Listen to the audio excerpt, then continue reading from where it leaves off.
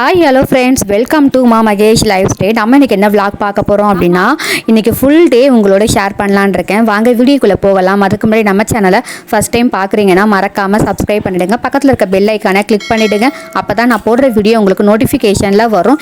வீடியோவை ஸ்கிப் பண்ணாமல் பாருங்கள். வாங்க வீடியோக்குள்ளே போகலாம். காலையிலேயே காஃபி போட்டு குடிச்சிட்டு ஒரு அடுப்பில் சாதம் வேக வச்சுட்டேன். அதுக்கப்புறம் வந்து புளி சாதம் செய்யலாம் அப்படின்ட்டு புளி ஊற வச்சுருக்கேன். புளி வந்து நல்லா ஒரு தக்காளி பழம் சைஸுக்கு புளி எடுத்து ஊற வச்சுருக்கேன். அதுக்கப்புறம் வந்து 2 பூண்டு இருக்கு இல்லையா, பூண்டு பல் வந்து உரிச்சு வச்சுருக்கேன். முழு பூண்டு உரிச்சு வச்சுருக்கேன். ஸோ இதெல்லாம் முடிச்சுட்டு தான் அதுக்கப்புறம் தான் ஃப்ரெஷ்ஷப் ஆகிட்டு வந்து வேலையை வந்து கண்டினியூ பண்ண ஸ்டார்ட் பண்ணனே. ரொம்ப நாள் ஆயிடுச்சு வீட்டில் வந்து புளி சாதம் செஞ்சு. முன்னாடிலாம் இவங்க அப்பப்போ வெளியூர் போகிறாங்க அப்படின்னா மோஸ்ட்லி எங்கள் வீட்டில் புளி சாதமாக தான் இருக்கும். இப்போ வந்து அவங்களுக்கு தயிர் சாதம் ரொம்ப இதானதுனால தயிர் சாதம் தான் நிறைய செஞ்சு கொடுக்குறது. தயிர் அப்படின்னா லெமன் ரைஸ், புளி சாதம் செஞ்சு ரொம்ப நாள் ஆகிடுச்சு. சரி, அதனால் செய்யணும் அப்படின்னு நினச்சிட்டேன். அதான் இன்றைக்கி வந்து செய்ய ஸ்டார்ட் பண்ணியாச்சு. புளி வந்து நல்லா ஒரு தக்காளி சைஸுக்கு புளி எடுத்து ஊற வச்சுருக்கேன். அது நல்லாவே ஊறிடுச்சு. அதே போல் இதுக்கு வந்து நான் பூண்டு போடுவேன். நல்லா முழு பூண்டு, பெரிய பூண்டு இருக்கு இல்லையா, அதை வந்து நல்லா உரித்து வச்சுருக்கேன். அதுக்கப்புறம் கொஞ்சமாக கருவேப்பிலை, ஒரு 5லேருந்து 6-7 காஞ்ச மிளகா. ஸோ அதான் கட் பண்ணிகிட்ருக்கேனே காஞ்ச மிளகா. இதுக்கு வந்து கொஞ்சம் பெருங்காயத்தூள், சீரகம், கடுகு, மஞ்சத்தூள் இது எல்லாமே தேவைப்படும். எல்லாமே எடுத்து ரெடியாக வச்சுருக்கேன். அப்படியே புளி சாதம் எப்படி செய்யணும் அப்படின்றத உங்களோட ஷேர் பண்ணலாம் அப்படின்ட்டான். ஃபஸ்ட்டு வந்து ஸ்டவ் ஆன் பண்ணி ஒரு அடிகனமான பாத்திரத்தை வச்சுக்கலாம். நான் வந்து இந்த கடாய் வச்சுருக்கேன். நல்லா கடாய் வந்து சூடாகட்டும். கடாய் நல்லா சூடானதுக்கப்புறமா எண்ணெய் ஊற்றிக்கலாம். எண்ணெய் வந்து நல்லா தாராளமாக நிறையாவே ஊற்றணும். இது வந்து நம்ம வந்து இந்த புளி தொக்கு செய்கிறது வந்து ஒரு வாரம் ஆனாலும் கெட்டே போகாது. ஃப்ரிட்ஜில் கூட வைக்க வேணாம், வெளியே வச்சுருந்தாலே போதும். எண்ணெய் நல்லா சூடானதுக்கப்புறமா கடுகு, அதுக்கப்புறம் கடுகு நல்லா பொரிஞ்சதுக்கப்புறமா நம்ம உரிச்சு வச்சுருக்கோம் இல்லையா பூண்டு பல், அதை ஆட் பண்ணிக்கலாம். பூண்டு பல் நல்லா வதங்கி ஒரு லைட்டாக கலர் சேஞ்ச் ஆனதுக்கப்புறமா நம்ம வந்து கொஞ்சமாக சீரகம், அதுக்கப்புறம் காஞ்ச மிளகாய், கருவேப்பிலை, பெருங்காயத்தூள், மஞ்சத்தூள் இது எல்லாமே ஆட் பண்ணி நல்லா அந்த எண்ணெயிலேயே வதக்கி விட்டுக்கலாம். இந்த எண்ணெயிலேயே நல்லா வதக்குறதுனால வந்து இந்த புளி தொக்கு வந்து கெட்டே போகாது, ரொம்பவே சூப்பராக இருக்கும். நம்ம எங்கேயா வெளியூர் போகிறோம், ஒரு 2 நாளைக்கு நம்ம வீட்டிலேருந்து சமைச்சிட்டு கொண்டு போகிறோம் நல்லாயிருக்கும் அப்படின்னு நினச்சிங்கன்னா கண்டிப்பாக நீங்கள் இதை வந்து ட்ரை பண்ணலாம். அதே போல் ஒன்று சாப்பாடோடு மிக்ஸ் பண்ணியும் கொண்டு போகலாம். அப்படி இல்லைன்னா நம்ம அங்கே போய் சாப்பாடு வடிக்கிறதுக்கு முடியும், ஒரு கிரேவி மட்டும் நமக்கு இருந்தால் போதும் அப்படின்னா இந்த கிரேவி மட்டும் கூட செஞ்சு எடுத்துகிட்டு போகலாம். கெட்டே போகாது, தண்ணி படாமல் வச்சுக்கணும், அதான் மெயின். அதுக்கப்புறம் புளி வந்து நல்லா கரைச்சி வச்சுருக்கேன், அதையும் ஆட் பண்ணிக்கலாம். புளி தண்ணி ஆட் பண்ணதுக்கப்புறமா நல்லா அந்த புளி தண்ணி வற்றி வரணும். லைட்டாக கொதி வந்ததுக்கப்புறம் ஆஃப் பண்ணிடக்கூடாது, நல்லா வற்றி வரணும். இப்போ நான் வந்து சாப்பாட்டுக்கு வந்து உப்பு போட்டுட்டேன். இப்போ இந்த புளி தண்ணிக்கு மட்டும், இந்த கிரேவிக்கு மட்டும் லைட்டாக உப்பு போட்டுக்கிறேன். கல் உப்பு தான் போட்டிருக்கேன். உப்பு போட்டு நல்லா கொஞ்சம் மிக்ஸ் பண்ணி விட்டுட்டு இது பாருங்கள், இந்த அளவுக்கு தண்ணி இருக்குதா. இப்போ இது நல்லா சுண்டி வரணும். ஸோ அந்த அளவுக்கு சுண்டி வந்தால் தான் அந்த டேஸ்ட்டு வந்து நல்லா சூப்பராக இருக்கும். இது கொதிக்கும் போதே வீடே மணக்கும், அவ்வளோ சூப்பராக இருக்கும். எனக்கு வந்து கல்யாணத்துக்கு முன்னாடிலாம் புளி சாதம் பிடிக்கவே பிடிக்காது. ஆனால் கல்யாணத்துக்கு அப்புறம் இது வந்து எங்கள் அத்தை இந்த மாதிரி செய்வாங்க. ஸோ அவங்க செய்கிறது சாப்பிட்டு எனக்கு ரொம்பவே பிடிச்சி போச்சு. அந்த பூண்டெல்லாம் போடும்போது அந்த ஃப்ளேவர் வந்து ரொம்பவே நல்லாயிருக்கும். ஸோ கல்யாணத்துக்கு அப்புறம் எனக்கு வந்து இந்த புளி சாதம் வந்து ரொம்பவே பிடிக்கும். ஸோ அப்பப்போ நானும் செஞ்சு சாப்பிடுவேன். ஸோ இப்போ வந்து அந்த புளி சாதத்துக்கு வந்து சைட் டிஷ்ஷாக உருளைக்கிழங்கு பொடி மாஸ் தான் பண்ணலான் இருக்கேன். அதுக்கு மீடியம் சைஸில் ஒரு 3 உருளைக்கிழங்கு எடுத்திருக்கேன். அதை வந்து தோலை வந்து நீக்கிட்டு அதுக்கப்புறம் செய்ய ஸ்டார்ட் பண்ணலாம். உருளைக்கிழங்குல நான் நிறையா ரெசிபி போட்டிருக்கேன். உருளைக்கிழங்கு சாதம் போட்டிருக்கேன், அதுக்கப்புறம் பொடி மாஸ் போட்டிருக்கேன், உருளைக்கிழங்கு கிரேவி போட்டிருக்கேன், பட்டாணி கிரேவி, அந்த மாதிரி நிறையாவே போட்டிருக்கேன். இப்போ கொஞ்ச நாளாக நான் வந்து லஞ்ச் பாக்ஸ் ரெசிபி வந்து போடுறேன். அதில் ஒருத்தவங்க கமெண்ட் பண்ணியிருந்தாங்க, உனக்கு உருளைக்கிழங்கு பொடி மாஸ் தான் செய்ய தெரியாதா, செய்ய தெரியாதவங்க செய்கிற மாதிரி செய்கிற அப்படின்ற மாதிரிலாம் கமெண்ட் பண்ணியிருந்தாங்க. சரி, அவங்க இந்த வீடியோ பார்த்தாங்கன்னா இதை பார்த்து தெரிஞ்சுப்பாங்க இல்லையா, அதனால தான் அவங்களுக்காக தான் இந்த வீடியோ நான் வந்து ஷேர் பண்ணுறேனே. ஸோ உருளைக்கிழங்கு வந்து தோலெல்லாம் எடுத்துட்டு நல்லா பொடியாக கட் பண்ணிக்கலாம். உருளைக்கிழங்குல வந்து நிறைய ஒரு டைப்பில் தான் செய்யணும் அப்படின்னு கிடையாது. அது நிறைய விதமாக நான் செய்யலாம், நிறைய விதமாக மசாலா போட்டு அந்த மாதிரி செய்யலாம், சூப்பராகவே இருக்கும். ஒவ்வொருத்தவங்க ஒவ்வொரு விதமாக செய்வாங்க. இப்போ இங்கே வந்து புளித்தொக்கு வந்து சூப்பராக ரெடி ஆகிடுச்சு பாருங்கள். இப்போ இந்த அளவுக்கு வரும்போது நம்ம வந்து ஸ்டவ்வை வந்து ஆஃப் பண்ணிடணும். இதோட திக்காகிடுச்சுன்னா சாப்பாடில் போட்டு விரசுறதுக்கு அந்த அளவுக்கு நமக்கு வராது.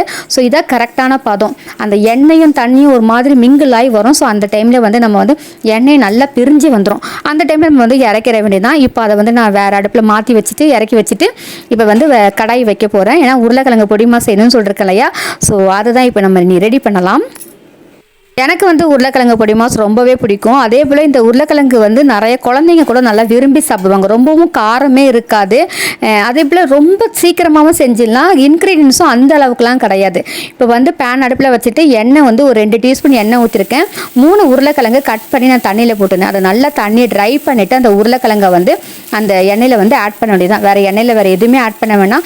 எண்ணெய் சூடான உடனே இந்த கட் பண்ணி வச்சுருக்க உருளைக்கிழங்கை ஆட் பண்ணிவிட்டு நல்லா ஒரு 2 நிமிஷத்துக்கு அப்படியே மிக்ஸ் பண்ணிக்கிட்டு இருங்க. கொஞ்சம் விட்டுட்டு அப்புறம் திரும்பவும் அப்படியே மிக்ஸ் பண்ணிக்கிட்டே இருங்க. அந்த எண்ணெயில் அந்த உருளைக்கிழங்கு நல்லா ஓரளவுக்கு ஒரு சுருண்டு வர்ற மாதிரி வரும். அந்த டைமில் வந்து ஒரு டீஸ்பூன் வந்து இஞ்சி பூண்டு பேஸ்ட்டு போட்டிருக்கேன். அதுக்கப்புறம் 1/4 டீஸ்பூனுக்கு கம்மியாக வந்து மஞ்சத்தூள் ஆட் பண்ணியிருக்கேன். காரத்துக்கு வந்து ஒரு 1/2 டீஸ்பூன் வந்து தனி மிளகாய் தூள், இது மட்டும்தான். அதுக்கப்புறம் தேவைக்கேற்ப உப்பு. வேறு எந்த ஸ்பைசஸும் இதில் போடவே தேவையில்லை. இந்த 2 தான் போட்டாலே போதும், அவ்வளோ சூப்பராக இருக்கும். இப்போ தண்ணிலாம் ஊற்றவே கூடாது. அந்த எண்ணெயிலேயே நல்லா அப்படியே மிக்ஸ் பண்ணி விட்டுட்டு ஸ்டவ்வை வந்து நல்லா சிம்மில் வச்சுட்டு தட்டை போட்டு மூடிடணும்.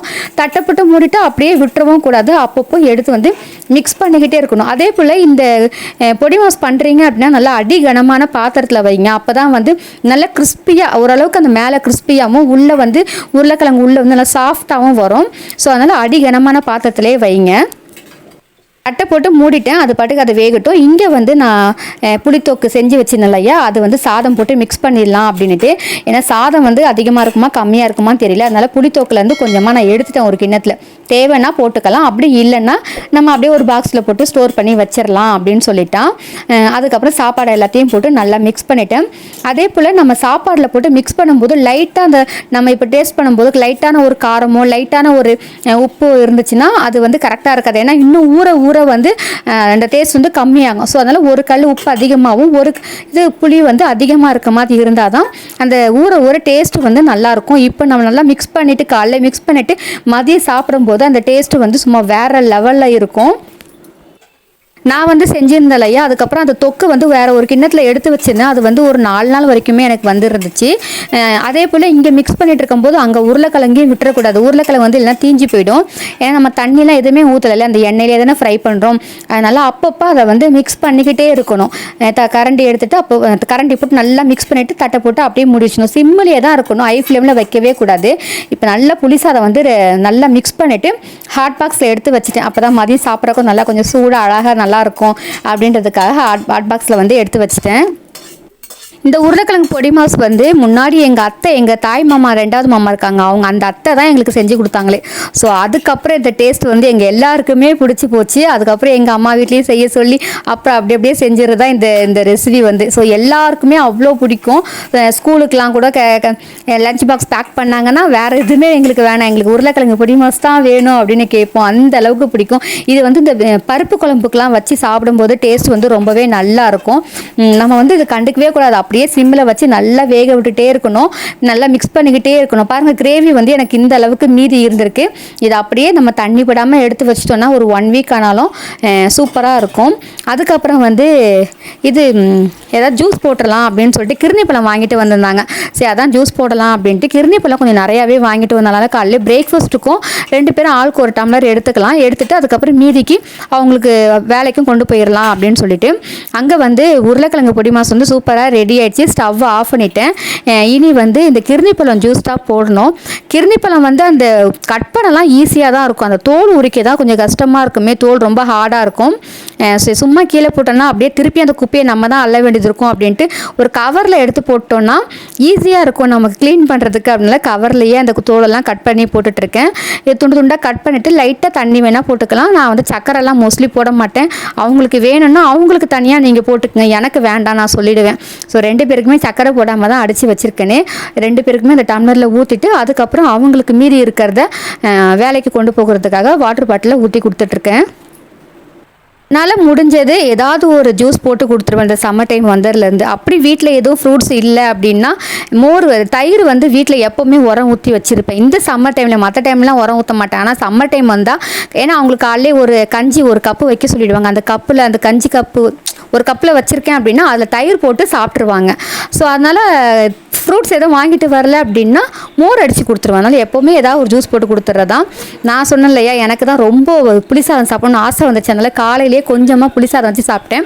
அதுக்கப்புறம் இங்கே இடியாப்பம் வந்தது. என் ஹஸ்பண்ட் எப்போவுமே வாங்கணும்னு சொல்ல மாட்டாங்க. இன்றைக்கி என்னன்னு தெரில, எனக்கு இடியாப்பம் வேணும் வாங்கி வையின்ட்டாங்க. சரின்ட்டா இடியாப்பம் வாங்கிச்சேன். அதில் 2 இடியாப்பம் கொஞ்சம் லைட்டாக சக்கரை போட்டு அதையும் சாப்பிட்டுட்டு மேலே வந்து கிர்னி பழம் ஜூஸையும் குடிச்சாச்சு. நல்லா வயிறு இதாகிடுச்சு. அதுக்கப்புறம் வந்து பாத்திரத்தெல்லாம் அப்பயே விளக்கி வச்சிட்டேன்.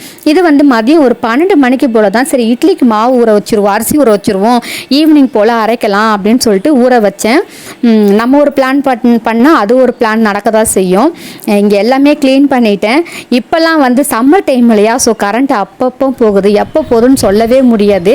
மதியம் ஒரு 2-2:15 மாடியில் போய் துணி எடுத்துகிட்டு வந்துட்டேன். ஏன்னா அடிக்கிற வெயிலுக்கு ஒரு மணி நேரம் போட்டாலே போதும், துணி நல்லாவே காஞ்சிரும். மாடிக்கு போயிட்டு வரதும் அதுவும் அப்படி வேர்த்து ஊற்றுது. தண்ணி எவ்வளோ தான் குடித்தாலும் நமக்கு முடியவே இல்லை. அந்த அளவுக்கு தண்ணி வேர்த்து ஊற்றிக்கிட்டே தான் இருக்குது. இந்த துணியெல்லாம் மடித்து வச்சிடலாம் அப்படின்னு மடித்து வச்சிட்ருக்கேன். கரண்ட்டும் எப்போ வேணாலும் போகும். நான் நினச்சேன் ஒரு 12 மணிக்கு அரிசியெல்லாம் ஊற வச்சோம் அப்படின்னா ஒரு 5 மணிக்கு போட்டோன்னா 6 மணிக்கெல்லாம் வந்து இட்லிக்கு மாவு அரைச்சி முடிச்சிடலாம் அப்படின்ற ஒரு பிளானில் நான் போட்டேன். கரெக்டாக 5 மணிக்கு போகணும்னு நினச்சேன். 4:45 கரண்ட்டு போயிடுச்சு. ஐயோ என்னடா அப்படின்னு எனக்கு ஒரே இதாகிடுச்சு.